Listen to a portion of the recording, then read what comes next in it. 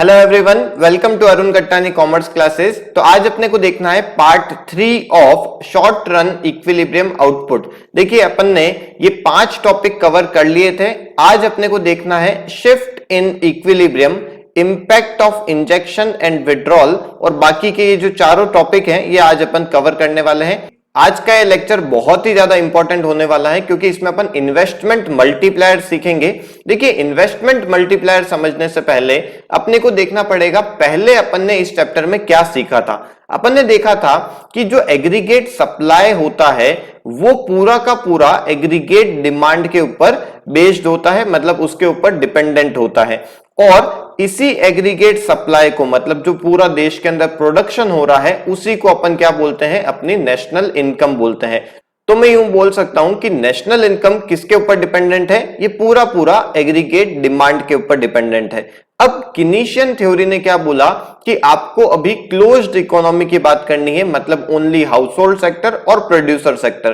तो house hold sector और producer sector कौन कौन से एक्सपेंडिचर करते हैं? एक करते हैं कंजम्पशन एक्सपेंडिचर और प्रोड्यूसर करते हैं इन्वेस्टमेंट एक्सपेंडिचर।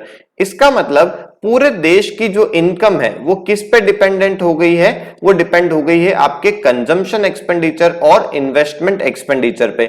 जैसे जैसे आपका कंजम्पशन एक्सपेंडिचर इंक्रीज होएगा वैसे वैसे देश की इनकम इंक्रीज होएगी। जैसे जैसे आपका इन्वेस्टमेंट एक्सपेंडिचर इंक्रीज होएगा वैसे वैसे देश की इनकम इंक्रीज होएगी।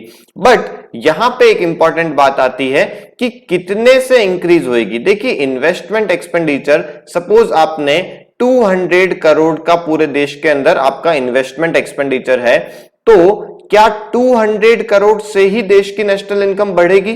तो ये चीज अपने को समझनी है। यहां पे आता है आपके लिए एक बहुत ही इंपॉर्टेंट कॉन्सेप्ट। क्या है, पहले मैं आपको बता देता हूं कि 200 करोड़ से आपकी देश की इनकम कई गुना ज्यादा बढ़ती है। जैसे कि ओनली 200 करोड़ का इन्वेस्टमेंट हुआ है, बट इससे देश की इनकम कितने बढ़ेगी?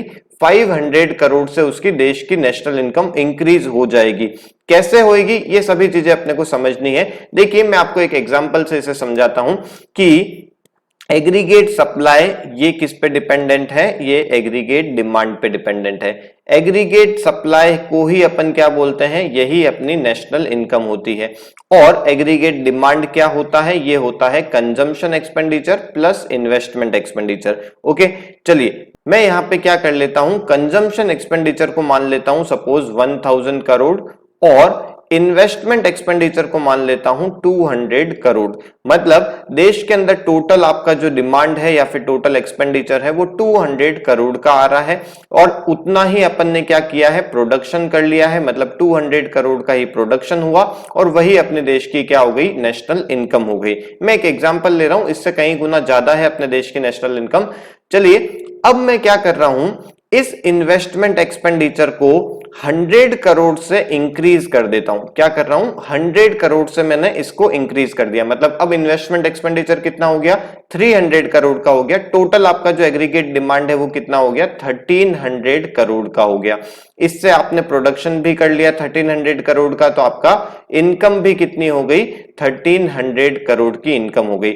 मतलब 100 करोड़ की एक्स्ट्रा इनकम हुई है। मैं इसको यहां पे चेंज लिख रहा हूं, चेंज कितने से हुई है, 100 करोड़ से आपकी एक्स्ट्रा इनकम जनरेट हुई है।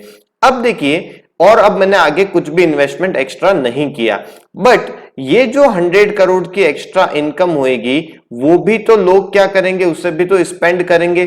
स्पेंड कैसे करते हैं वो मैंने आपको बताया था, एमपीसी पे डिपेंड करता है कि आपका मार्जिनल प्रोपेंसिटी टू कंज्यूम कितना है। सपोज आपका मार्जिनल प्रोपेंसिटी टू कंज्यूम 0.75 है, मतलब आप 1 रुपए की इनकम यदि आपके एक्स्ट्रा आती है तो आप उसमें से 75% या फिर 75 पैसे आप क्या करते हैं, खर्च कर देते हैं। तो देखिए, आपने 100 करोड़ का इन्वेस्टमेंट बढ़ाया था, उससे देश की इनकम 100 करोड़ से बढ़ी थी।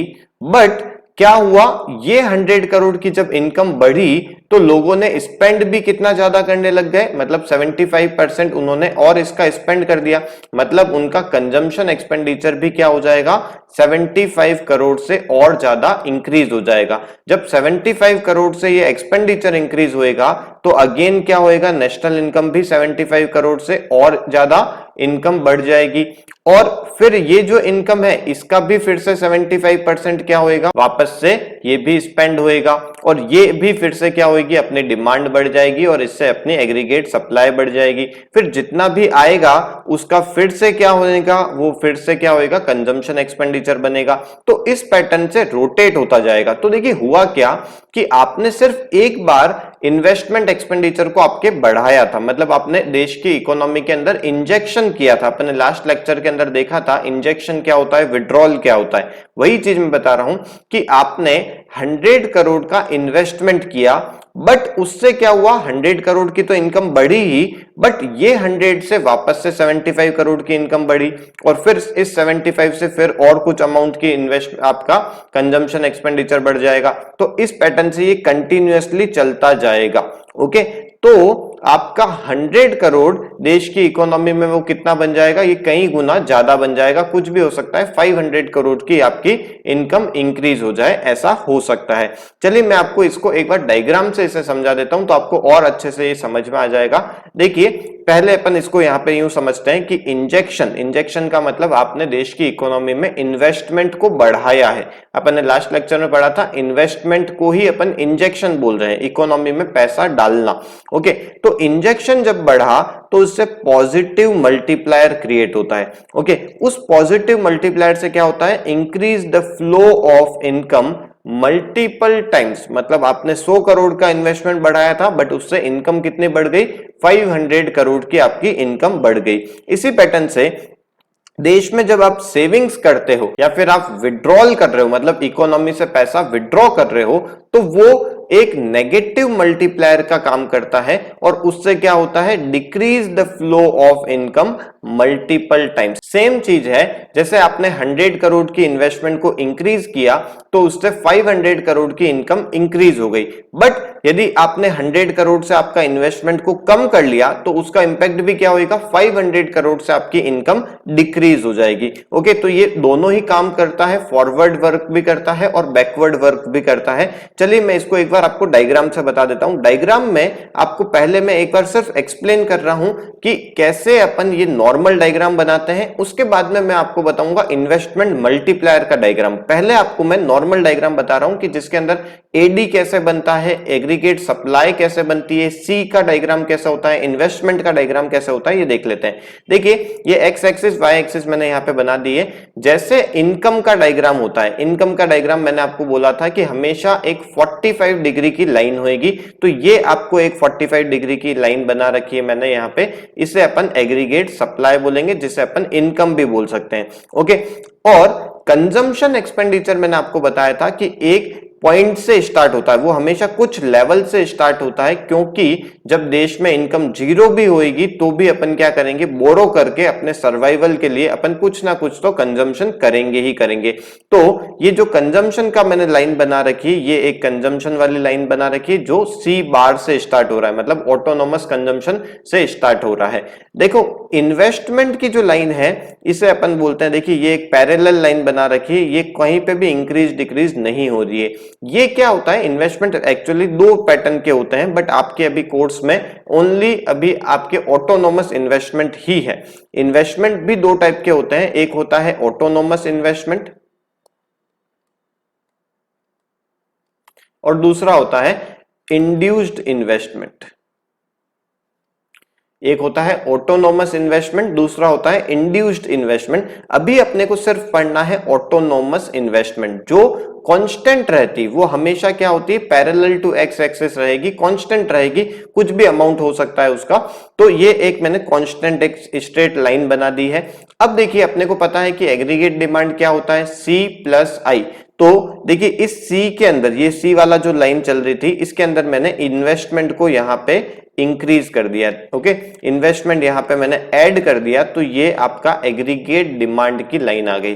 अब जिस पॉइंट पे, ये देखिए ये वाला जो पॉइंट है, इस पॉइंट पे क्या हो रहा है, एग्रीगेट सप्लाई और एग्रीगेट डिमांड ये दोनों इंटरसेक्ट कर रहे हैं, मतलब ये आपका इक्विलिब्रियम आउटपुट हो गया। और इस पॉइंट पे जहां ये जो पॉइंट होएगा, यहां पे आपका जो एक्स एक्सिस में जो इनकम चल रही होगी, ये आपका इनकम का लेवल होएगा। ओके, लेवल ऑफ इनकम यहां से आपको पता पड़ता है। ये तो मैंने आपको बता दिया एक नॉर्मल डायग्राम जिसके अंदर एग्रीगेट सप्लाई एग्रीगेट डिमांड कैसे बनता है ये बता दिया। अब मैं आपको बता रहा हूं पॉजिटिव मल्टीप्लायर। पॉजिटिव मल्टीप्लायर का मतलब हो गया कि अब आपका इन्वेस्टमेंट इंक्रीज हुआ है, उससे मल्टीपल टाइम्स कैसे इफेक्ट आएगा ये मैं आपको बता रहा हूं। अभी मैंने यहां पे इजी रखने के लिए सिर्फ 3 ही लाइन ड्रॉ करिए। देखिए यहां पे एग्रीगेट सप्लाई की और ये आपका नॉर्मल एग्रीगेट डिमांड है। ओके, तो इस जगह पे ये जो पॉइंट है, इस जगह पे आपका इनकम का लेवल है, मतलब ये जो पॉइंट है यहां पे ये आपकी पहले की इनकम थी। मैं इसको Y डिनोट कर देता हूं, ये आपकी पहले की इनकम थी। अब क्या हुआ, अब आपने कुछ इतने अमाउंट से, देखिए ये जो आपका अमाउंट दिख रहा है, इतने अमाउंट से आपका इन्वेस्टमेंट को इंक्रीज कर लिया। उससे क्या होएगा, जब इन्वेस्टमेंट बढ़ेगा तो आपका एग्रीगेट डिमांड भी क्या हो जाएगा, बढ़ जाएगा। तो इसका ये जो लाइन है ये आगे की तरफ, इधर ऊपर की तरफ ऐसे शिफ्ट हो जाएगी। तो एग्रीगेट डिमांड इक्वल्स टू यहाँ पे C प्लस I तो था ही, और प्लस और क्या हो गया, चेंज इन इन्वेस्टमेंट, मतलब आपका कुछ एक्स्ट्रा इन्वेस्टमेंट भी यहाँ पे जुड़ गया। उससे क्या हुआ, अब आपका एग्रीगेट सप्लाई और एडी ये दोनों जो कर्व है ये यहां पे मीट हो रहे हैं, मतलब मैं ई डैश पे इसको लिख देता हूं, ई डैश पे मीट हो रहे हैं। इससे क्या हुआ, आपकी जो इनकम का लेवल है, देखिए मैं यहां से नीचे आ रहा हूं, ये यहां पे इनकम का लेवल कितना हो गया, वाई डैश इसको डिनोट कर देता हूं, ये वाई डैश पे पहुंच गया। देखिए सिर्फ आपने इन्वेस्टमेंट कितना बढ़ाया था, यहाँ पे आप इसको साइज देखेंगे तो आपको पता पड़ेगा कि आपने सिर्फ ये छोटा सा इतना अमाउंट का इन्वेस्टमेंट बढ़ाया, बट उससे देश की जो इनकम है वो कितने से बढ़ गई, ये इतना ज्यादा टाइम्स बढ़ गई है।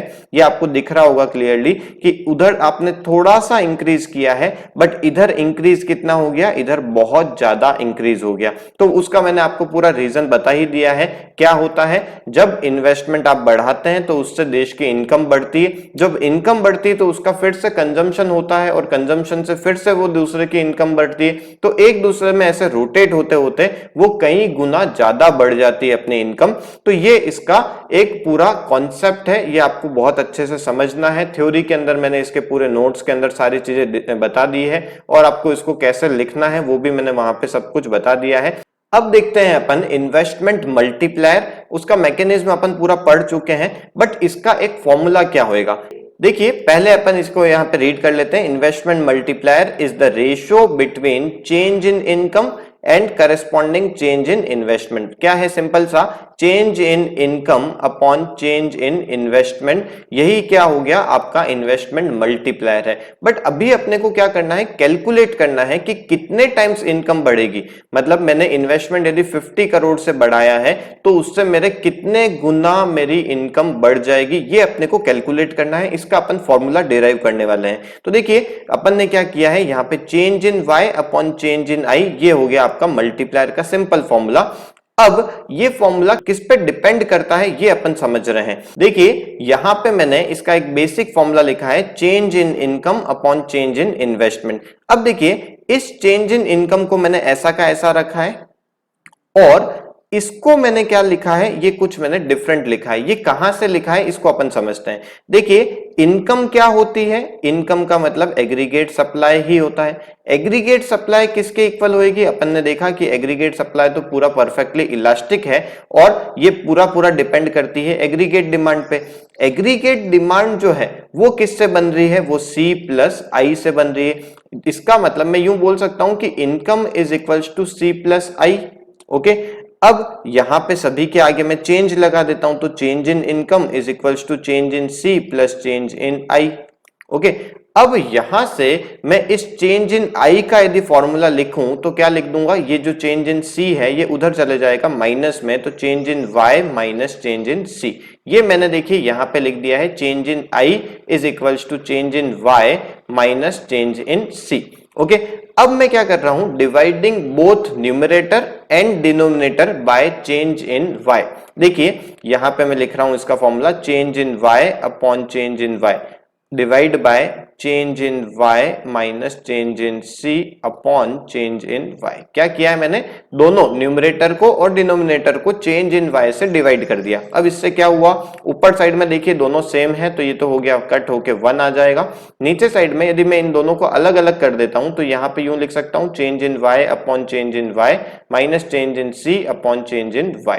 इसके हिसाब से 1 upon change in y upon change in y ये हो जाएगा 1 minus change in c upon change in y। ये देखिए किसका फॉर्मूला था, ये फॉर्मूला था मार्जिनल प्रोपेंसिटी टू कंज्यूम, मतलब MPC, ये इसका फॉर्मूला था। तो देखिए ये ओवरऑल इसका एक फॉर्मूला बन गया। सेकंड फॉर्मूला आप इसे नोट कर सकते हैं, पहला फॉर्मूला तो आपका ये है ही, ये देखिए ये फर्स्ट फॉर्मूला हो गया, ये सेकंड फॉर्मूला हो गया, और एक और अपन अभी करने वाले हैं इसका थर्ड फॉर्मूला। थर्ड फॉर्मूला देखिए क्या हो जाएगा, 1 अपॉन 1 माइनस MPC को अपन क्या लिख सकते हैं, देखिए 1 माइनस MPC होता था MPS। मैंने आपको बताया था कि MPC plus MPS is equals to 1 होता है। तो इससे अपन यूं लिख सकते हैं MPC यदि उधर चला गया तो माइनस में, तो 1 minus MPC equals to MPS हो जाएगा। तो ये इसका तीसरा फॉर्मूला हो गया। तो आपको ये सारे ही फॉर्मूले अच्छे से लर्न होने चाहिए। अब देखिए मैं यहां पे क्या बोल सकता हूं, यहां पे ये बोल सकता हूं कि जो इन्वेस्टमेंट है, जो इन्वेस्टमेंट मल्टीप्लायर है, वो डायरेक्टली डिपेंड करता है MPC पे। मतलब देश के अंदर जितना ज्यादा मार्जिनल प्रोपेंसिटी टू कंज्यूम होएगा, मतलब लोगों की स्पेंड करने की यदि आदत ज्यादा होएगी तो ये मल्टीप्लायर कई गुना ज्यादा हो जाएगा। और यदि स्पेंड करने की आदत कम होएगी, मतलब MPC कम होएगा, तो ये मल्टीप्लायर ज्यादा इंक्रीज नहीं होएगा, कम ही यहाँ पे मल्टीप्लायर की वैल्यू आएगी। देखिए यहाँ पे मैं इसको यूं बताता हूं, यहाँ पे अपन कैसे पता करेंगे, ये देखिए 0.75, ये 0.75 इस पे बहुत ज्यादा डिपेंड करता है। यदि ये MPC 0.80 होता तो क्या होता, इससे आपका मल्टीप्लायर और ज्यादा आता। ये देखिए मैंने ये तो एक रफ एग्जांपल लिया है, आप इसे कैलकुलेट करेंगे तो मैं आपको बताता हूं। देखिए 1 अपॉन 1 माइनस 0.75, यहां से 1 अपॉन कितना आ गया 0.25, इसका मतलब 4 टाइम्स। यहाँ पे मल्टीप्लायर जो अपन ने एग्जांपल लिया था उसमें कितना आया, 4 टाइम्स आया।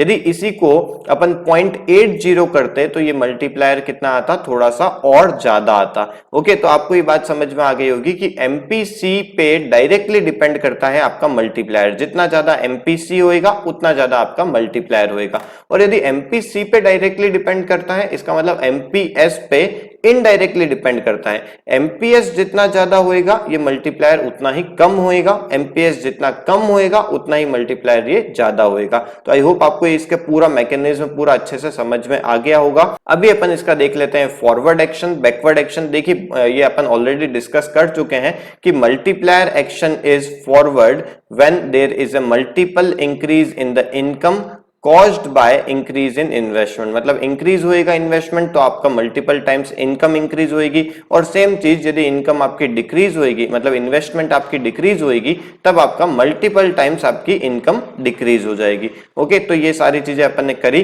कुछ पॉइंट्स अपने को इसके और देखने थे। कौन कौन से point, general points and some important questions.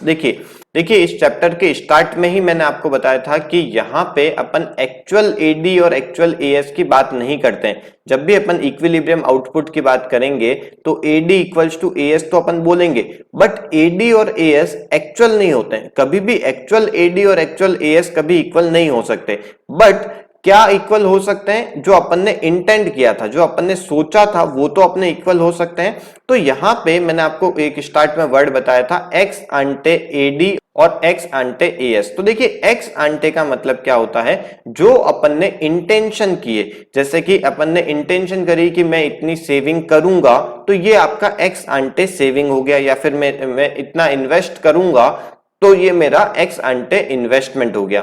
और एक्चुअल में जो हो रहा है उसे अपन क्या बोलते हैं, एक्स पोस्ट बोलते हैं। एक्स पोस्ट सेविंग कितनी है, मतलब आपकी एक्चुअल में आपकी सेविंग कितनी है, या एक्स पोस्ट इन्वेस्टमेंट कितना है, मतलब आपका एक्चुअल में इन्वेस्टमेंट आपने कितना किया है। तो देखिए यहाँ पे ये 4 टर्म्स दे रखे हैं, एक्स आंटे सेविंग, द प्लान्ड और डिजायर्ड सेविंग। देखिए नाम से ही आपको समझ में आ गया होगा, द प्लान्ड और डिजायर्ड सेविंग। जितना अपन ने प्लान किया था उसे अपन क्या बोलेंगे, एक्स आंटे सेविंग बोलेंगे। इसी पैटर्न से ex ante investment investment the planned और डिजायर्ड इन्वेस्टमेंट, जो आपने एक्चुअल में डिजायर किया था कि मैं इतना इन्वेस्टमेंट करूंगा, वो आपका एक्स आंटे इन्वेस्टमेंट होता है।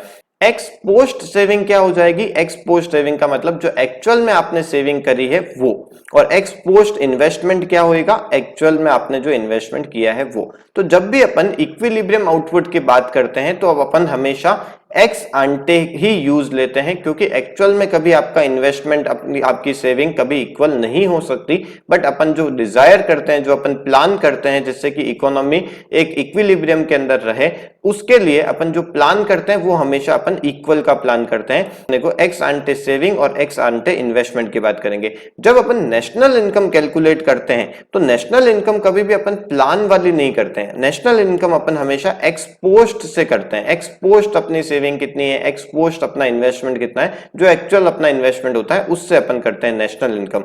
ओके, तो चलिए आज की वीडियो आपको अच्छी लगी हो तो प्लीज इसे लाइक कीजिए। यदि कोई भी डाउट आता है तो प्लीज आप मुझे कमेंट बॉक्स में लिख के बताइए, या फिर आप मुझे डायरेक्टली व्हाट्सअप भी कर सकते हैं। मेरे व्हाट्सअप नंबर मैंने यहाँ पे दे ही रखे हैं। अपने फ्रेंड्स को इन वीडियोस के बारे में जरूर बताइए। Okay, thank you.